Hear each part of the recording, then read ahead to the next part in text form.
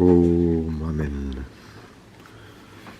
Continuando a comemorarmos o centenário do nascimento de Sr. Vitorino Pina Martins, 1920-2020, vamos ler, traduzindo, um texto intitulado O que é vivo na tradição do humanismo, Ce qui est vivant dans la tradition de l'humanisme, publicado em 1987 como separata do volume 23º do Arquivos do Centro Cultural Português, onde Pina Martins jurou uma imensidade de publicações, colóquios, exposições de grande valor, momento áureo da história da Fundação Carlos de Gulbenkian enquanto mecenato cultural na Europa. Vamos traduzir enquanto lemos. Foi lido já há uns anos este folheto, com umas pequenas partes anotadas, mas peço desculpa de alguma hesitação na leitura relativamente rápida para ser possível em cerca de meia hora ler as 16 páginas ou 15. O que é vivo na tradição do humanismo, por José Vitorino de Pina Martins. As correntes culturais transmitem-se de geração em geração e, como tudo o que é humano, estão sujeitas à usura do tempo e afetadas pela evolução das mentalidades. Isto quer dizer que mesmo a cultura não é poupada ao fenómeno do envelhecimento. Como não há cultura sem vida em sociedade, e como as sociedades são perecíveis, entre traços, o homem é perecível como tudo o que é sob o sol, acontece que também morrem as civilizações. Mas elas podem ressuscitar, como indica a própria palavra renascimento. O humanismo desta época é uma espécie de ressurreição das letras clássicas. Certamente que elas não estavam completamente mortas, mas essas letras estavam encafuadas sob a pó dos arquivos e das bibliotecas monásticas. O fluxo e o refluxo da história ajudando, as pessoas aperceberam-se um belo dia que as letras tinham conhecido uma época de ouro na Antiguidade. E é nesses documentos redescobertos, cuja leitura foi uma espécie de revelação para o homem moderno, que se encontraram as fontes do pensamento greco-latino, base do humanismo do Renascimento. Muitas coisas tinham desaparecido no fim do mundo antigo e na Idade Média, mas havia outras que tinham sobrevivido às invasões dos bárbaros e às depredações cometidas por cristãos não menos bárbaros. O que sobrevivia era suficiente para provocar esse admirável brilho da civilização que foi o Renascimento, esse maravilhoso, brutal, admirável da civilização que foi o Renascimento. O leitor está no seu direito ao perguntar-nos e ao perguntar-se se o humanismo do Renascimento está ainda vivo nos séculos XX ou hoje XXI, ou se está bem e belamente morto e enterrado.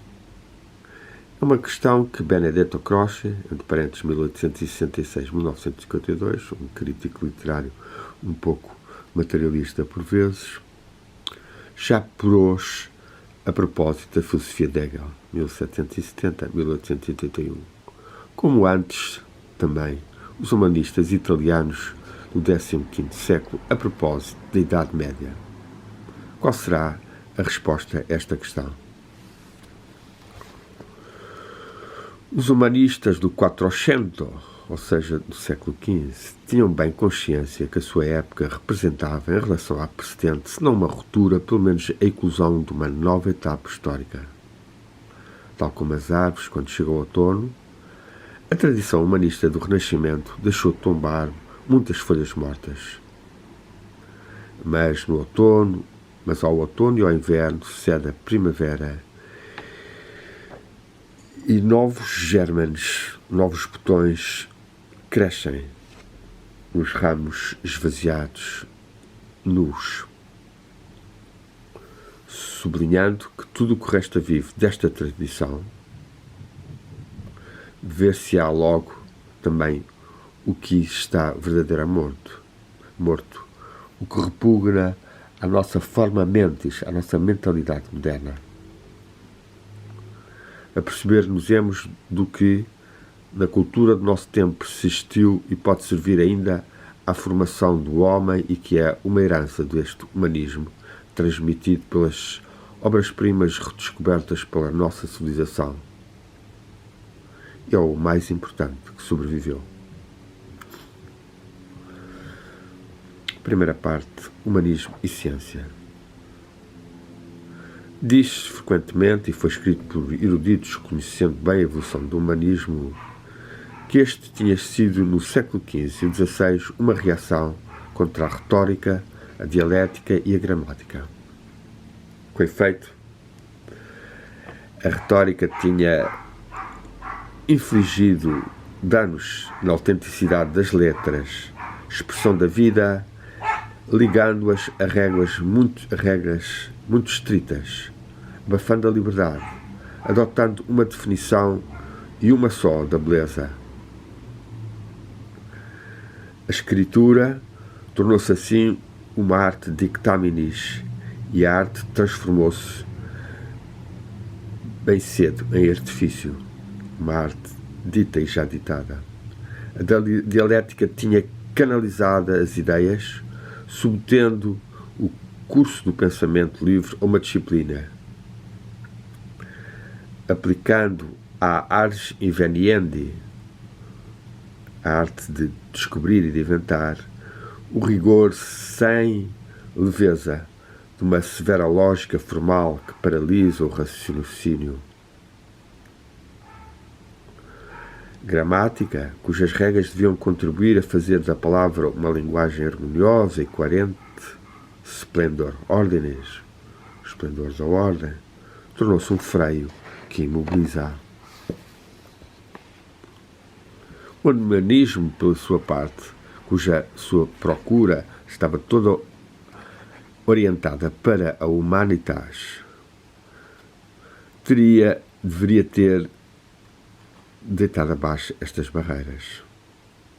Mas ele, pouco a pouco, inventou por sua vez uma retórica, uma dialética, uma gramática, e o seu elan quebrou-se. O que é o aristotelismo averroísta, adotado pelos humanistas de Pádua, senão o retorno a uma nova escolástica, longe de ser nova, porque tinha sido retransmitida pelo pensamento arabizante, ou seja, como Aristóteles chegou ao Ocidente através das traduções dos textos que vieram-nos pelos árabes, nomeadamente em Toledo, Granada, na Península Ibérica, grandes centros de irradiação, e daí se adotando, mas nada disso era novo. O que é o ciceronianismo, senão o estabelecimento de cânones formais, impondo a imitação de um modelo em nome da perfeição de uma arte de escrever? E Pina Martins escreve uma nota a propósito de um texto de Erasmo Ciceronianus, de 1528, editado em Basileia, no qual ele critica alguns humanistas excessivamente agarrados à forma e pouco à ideia, dando um exemplo até curioso de um deles francês, Langlois, ou assim um nome parecido, que era capaz de estar 2 meses para escrever uma carta de poucas páginas. Os ciceronianos de Erasmo oferecem-nos razões fundamentais que explicam a posição equilibrada do humanista Erasmo, tão afastada da concepção puramente estética da arte do estilo, através da imitação do modelo ciceroniano, como também afastada a visão de Erasmo de um deixar andar levado pela improvisação. Os italianos não gostaram deste livro, que, por outro lado, ainda assim, presta homenagem à mestria dos humanistas do 400, os primeiros, dos quais Erasmo considerava como discípulo, tal como Salvati e, sobretudo, Lorenzo Valla.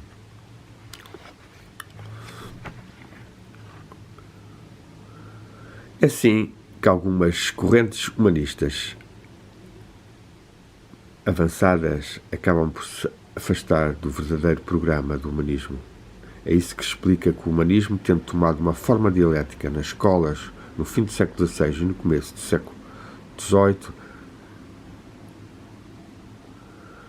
o que ele tinha de melhor nas letras humanas acabou por sofrer a mesma sorte que os exercícios que os humanistas do 400 tinham criticado tanto a escolástica medieval declinante. É certo que certos aspectos da evolução tardia do humanismo, passando do brilhante renascimento do século XV e XVI aos jogos de palavras e ideias em voga no século XVII, são, de certo modo, as folhas mortas dessa grande árvore da civilização, cujos frutos ainda nos alimentam hoje. Mas o humanismo do Renascimento, que via no homem a maravilha da criação, não se interessou somente que a humanitas, como se não houvesse no universo um outro sujeito digno de estudo de reter a atenção. Para Jean Pico de la Mirandola, não se pode compreender o mundo apenas em função do homem. 1463-1494, o grande gênio do início do humanismo e que Pina Martins tanto cultuou nos seus estudos e na sua biblioteca com a bela pintura de Pico de la Mirandola. Será, voltamos a ler Pina Martins, é neste quadro que Deus criou o homem.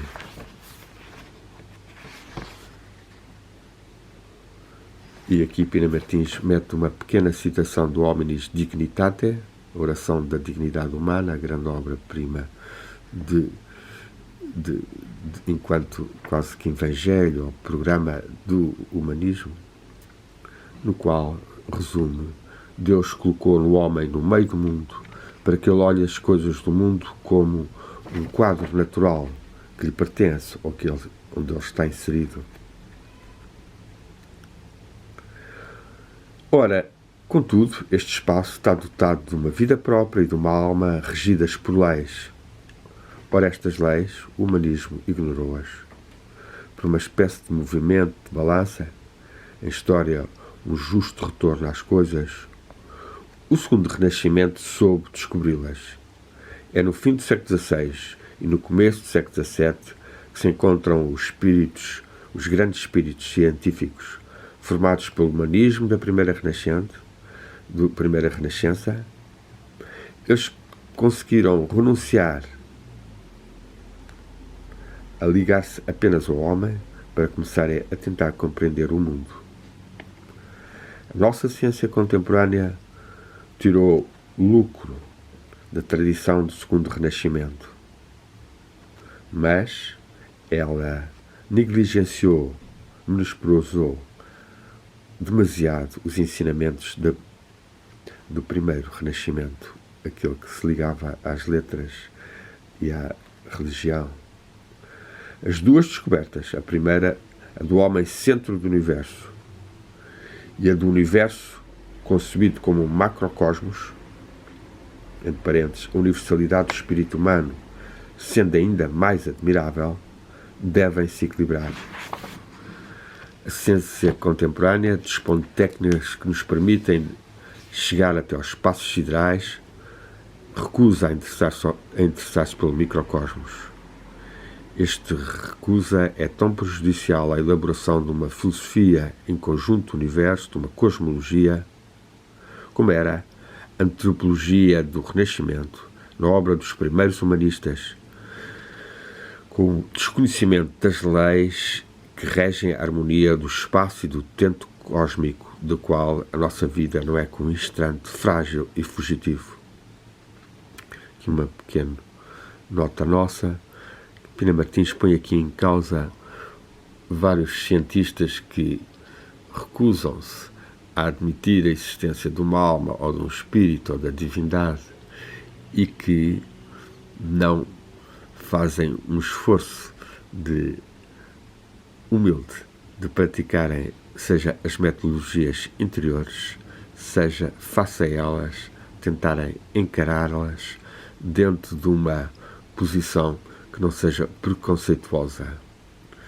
É verdade que hoje em dia encontramos já bastantes cientistas que são capazes de se aproximar também da espiritualidade, do ser humano em si mesmo, na sua psicologia transpessoal, na sua realidade espiritual, e que têm investigado. Posso lembrar um ou dois nomes, como Rupert Sheldrake, como Dean Radin, como Thomas Lothar, e outros que têm tentado aprofundar o conhecimento interior do espírito humano, não apenas considerando como um efeito do cérebro. Voltemos ao texto de Pina Martins. Ao aprofundar o conhecimento da realidade, Copérnico, Bacon, Galileu, Campanella e Descartes fixaram os limites entre o que nós podemos ou não podemos conhecer. Estes autores eram ainda fiéis ao primado do homem no seu quadro circunstancial. Mas Giordano Bruno, 1548-1600, e mais tarde Spinoza, 1632-1677, tomaram consciência do facto que o espaço cósmico é infinito. Lembremos aqui que Giordano Bruno, simultaneamente, foi um homem de grande busca espiritual. E embora a Gulbenkian tenha publicado o livro de Giordano Bruno sobre o infinito, esse livro é o livro mais material, mais materialista, no fundo, ou mais do mundo exterior dele, porque tem muitos outros muito interessantes, muito valiosos, onde afirma e busca e demanda a alta espiritualidade que vivenciou, de certa forma, como se pode ver no Triunfo da Besta. Os humanistas do século XVI não procedem pela análise indutiva e precisa dos fenómenos. Guillaume Boudet, 1468-1540, grande humanista francês, que rendeu eminentes serviços à metodologia das ciências humanas e mesmo do direito, não possuía as qualidades de ordem e de claridade do Descartes. Ele pode ter entrevisto na sua De Ace, a sua obra principal, de 1514, o que se deveria tornar a ciência. Mas o seu grande mérito não foi ter estudado as moedas de um modo quase científico, nem mesmo a sua técnica analítica. A sua glória é ter querido demonstrar que o conhecimento do grego e das obras-primas do gênio helénico pode levar até ao limiar da filosofia cristã. E aqui Pina Martins refere-se à sua famosa obra De Transito Hellenismi ad Christianismo, impressa em 1535, e que tenta religar essa situação, que nós hoje em dia podemos considerar como fazendo o trânsito para todas as religiões e, sobretudo, para a essência delas, que está acima dos dogmas e das limitações do tempo e de concepções, por vezes algo violentas ou limitadas, da divindade que ainda transparecem na religião cristã, judaica e islâmica.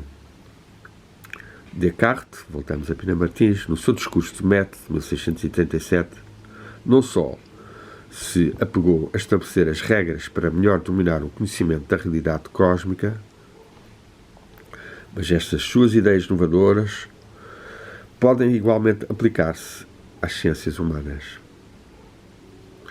É, portanto, verdade que o humanismo prestou menos serviços à ciência que às letras. E isto por uma razão simples. Ele concentrou o seu esforço sobre o conhecimento do microcosmos, do ser humano. Mas, se isto é uma das suas fraquezas mais evidentes, é também uma das causas da sua vitalidade.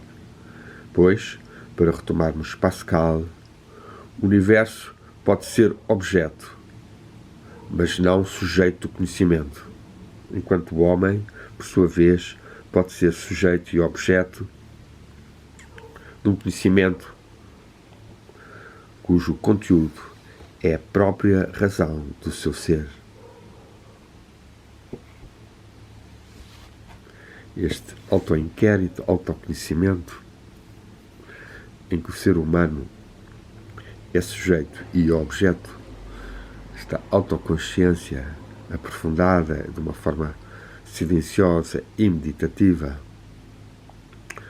pode nos levar ao limiar de vermos ou de realizarmos ou de sentirmos interiormente a nossa essência espiritual.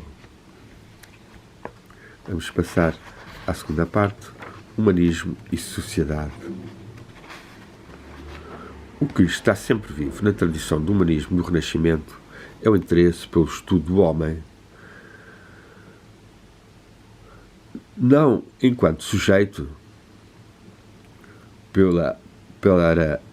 para a parte espiritual de tudo o que constituem o seu corpo e a sua alma, tão frequentemente postos em causa pelos maiores pensadores do materialismo moderno, mas através das suas criações nos diferentes ramos das ciências humanas. Pina Martins aqui está a valorizar mais, não tanto o conhecimento místico ou intercognitivo espiritual, através do corpo e alma até à parte espiritual, mas, avancemos, a extensão do domínio dos conhecimentos ditos metódicos, da psicologia à sociologia, das novas gramáticas à nova linguística, testemunha a importância da reflexão crítica sobre as diversas ramificações da ciência. De facto, a novidade reside mais na classificação epistemológica que na problemática essencial. Nos textos antigos, do século XV ao XVIII, que hoje em dia praticamente ninguém lê, não é raro que sejam abordados problemas de metodologia respeitando a pontos considerados hoje como novos no domínio das ciências novas. Acabamos por focar-nos uma porta aberta, pois o nosso saber é muito pobre e a nossa ignorância das fontes é imensa. Enfoncer, entrar uma porta aberta. Mas é verdade que algumas ciências recentes abrem-nos horizontes racionais outrora insuspeitáveis. Contudo, é preciso reter que há inovações ditas científicas que não tardam a ser reenviadas para o nível de simples, pequenas descobertas dialéticas sem qualquer base. Pina Martins, em nota, diz: os nossos jovens universitários sucumbem por vezes à tentação das facilidades em nome de novidades metodológicas que não são que modas efêmeras. Nunca se deve fazer tábua rasa do magistério dos nossos anteriores, nossos antepassados, de uma herança científica que não pode ser, de modo algum, substituída por essas modas, mesmo quando elas se revestem de etiquetas sonoras e de um fundamento racional, em aparência sólido, mas na realidade duvidoso.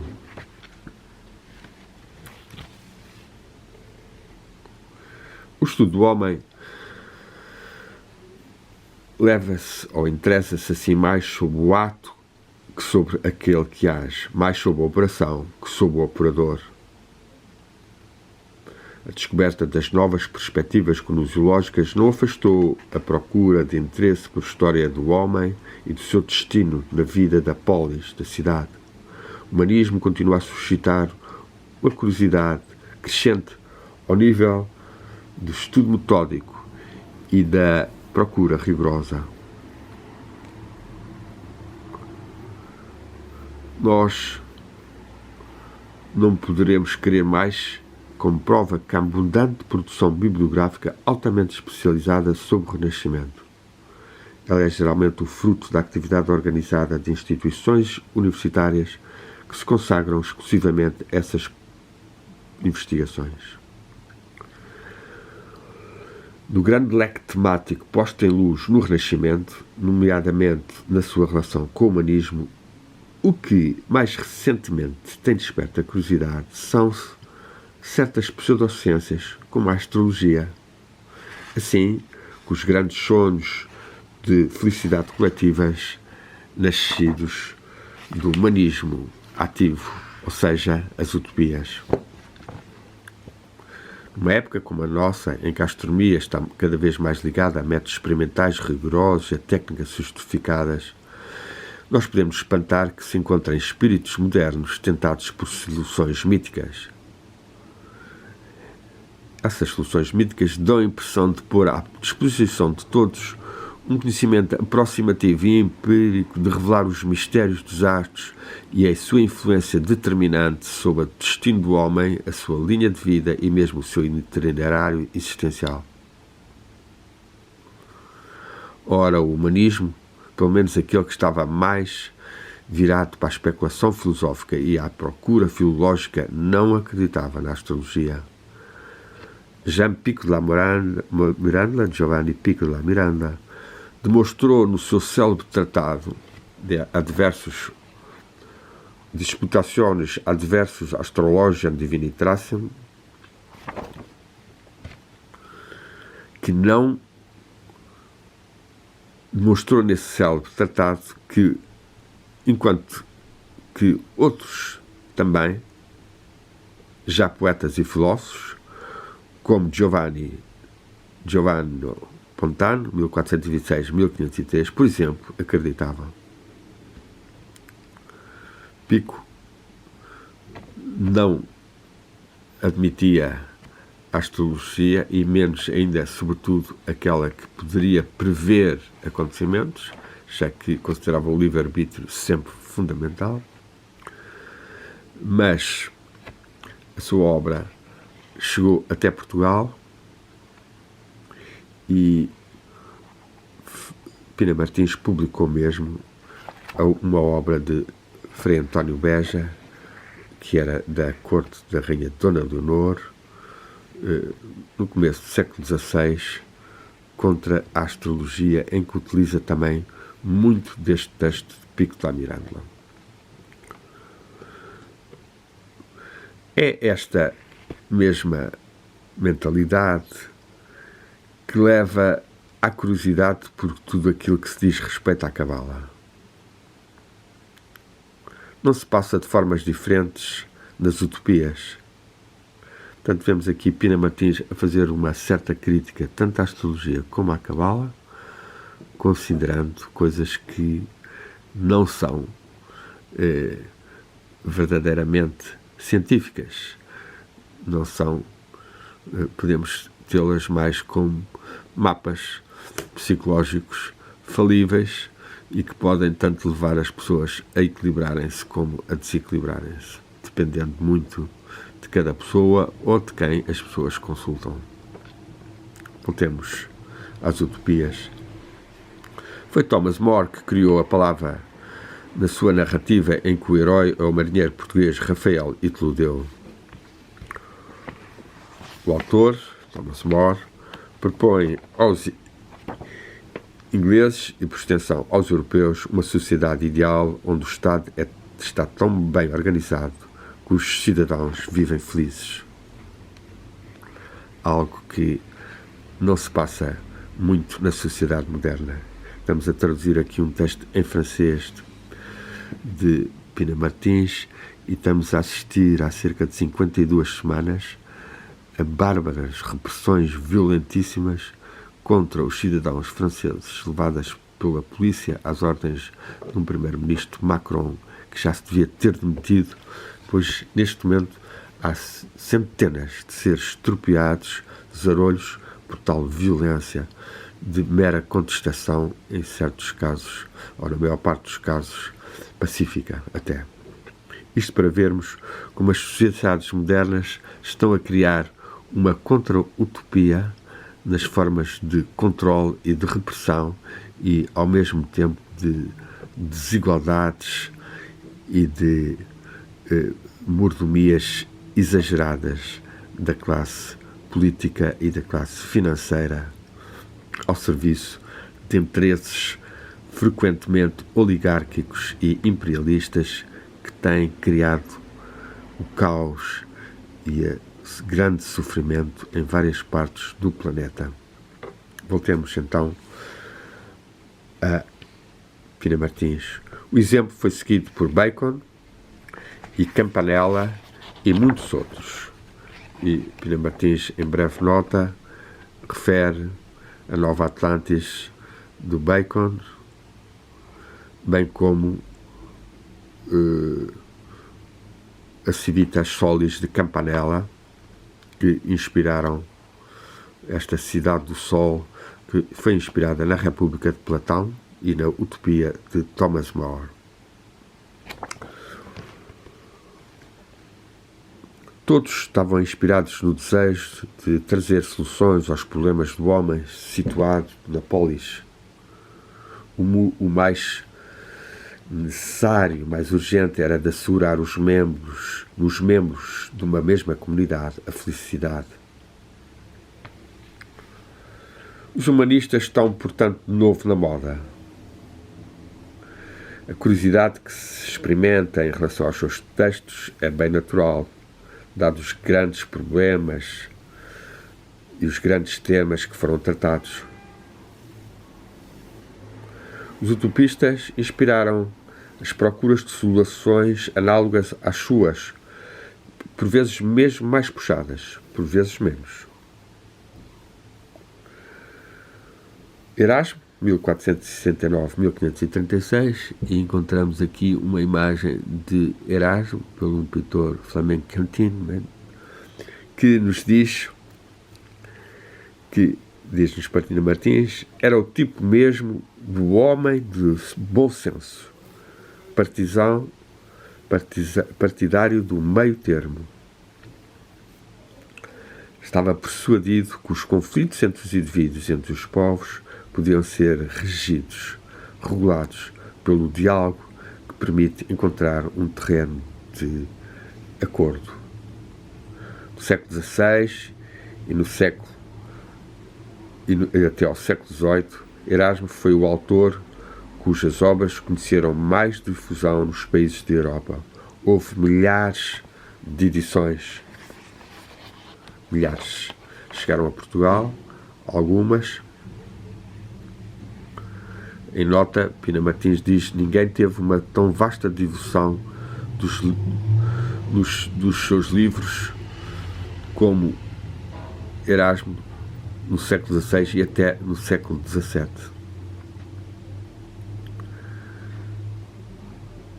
Desde 1503, a edição Princeps, ou a primeira edição do Inquiridion Milites Christianis, até 1563, o ano da morte humanista, houve mais de 1500 edições.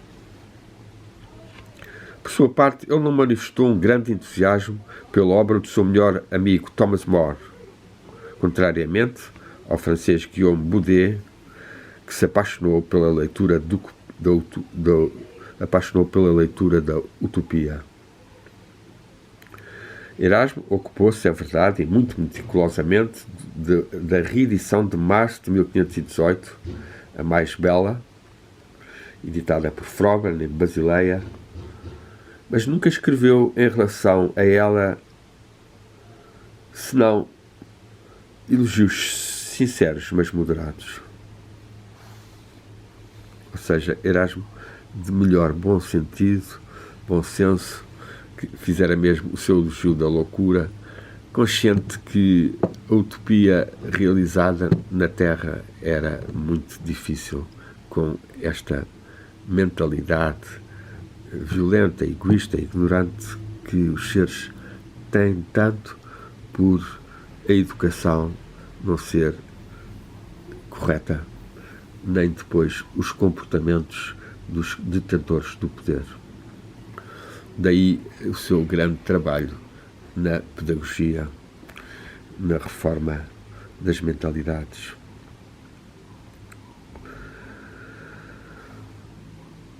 O facto de, desde 1969, Erasmo ser ainda o humanista mais estudado na Europa e na América prova bem que o humanismo está vivo, no sentido que ele dirige ou que se interessa na solução de problemas que estão ainda à atualidade.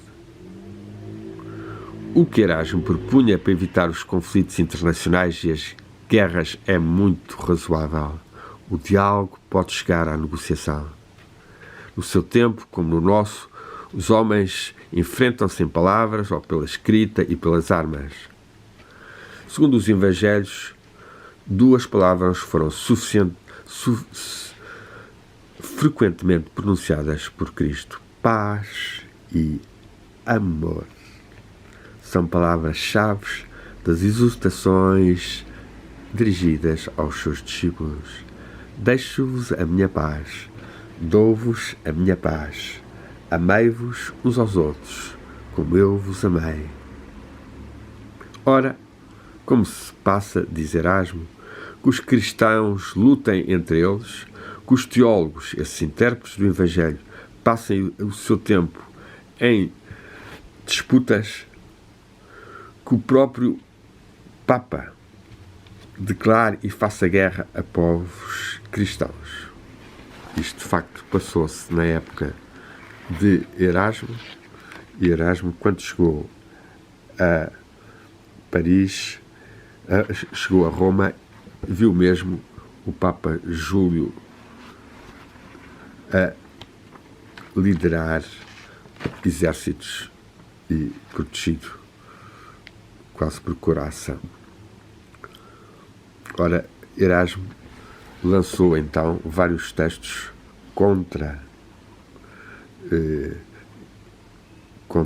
essa violência do ser humano, dos quais o mais famoso é o Querela Passis, a queixa da paz, e também o Dulce Bello Inexpertis. A paz é só bela aos que não a conhecem, que são inexperientes. Dulce Bello Inexpertis, que teve uma edição em 1999, valiosa, de Guimarães a Guimarães Pinto, nas edições 70. Ora, humanista, Erasmo estava convencido que os homens só podem ser felizes se reinar entre eles a paz e o amor. Quanto aos sonhos utópicos, Erasmo sabia bem que eles não são realizáveis que no reino de Deus, ou seja, no mundo espiritual. Continuemos. Mas, se chegarmos a eliminar a guerra, o reino do homem não é senão uma passagem para o homo viator, para o homem viajante, caminhando numa estrada que o leva para o além, da terra dos homens ao reino das almas.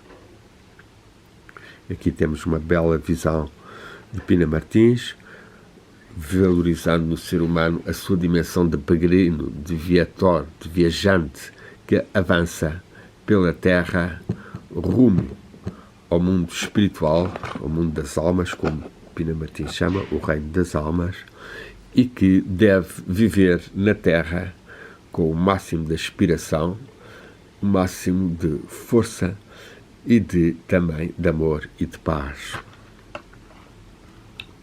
Se a obra do Erasmo, mesmo considerada sob o ângulo do ecumenismo pós-conciliar, desperta ainda hoje o interesse, é que numerosos problemas que ele põe, que são postos atualmente, são aí tratados, seja de ordem religiosa, social e política.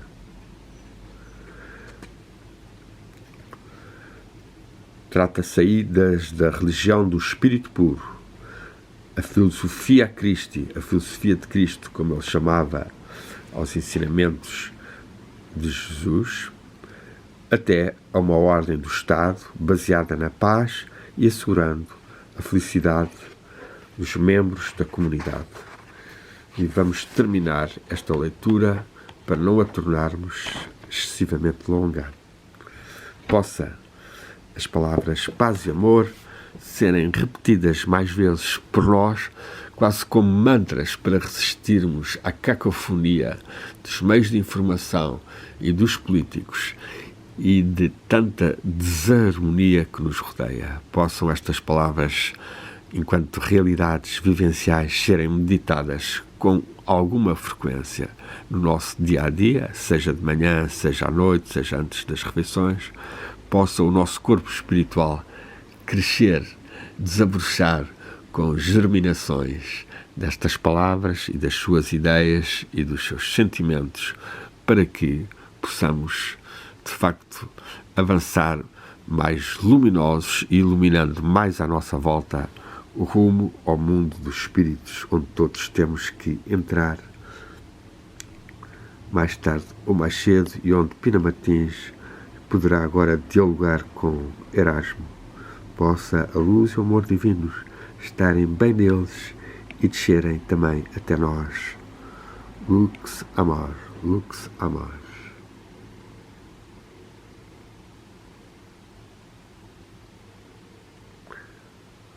Pax amor, pax amor, paz e amor.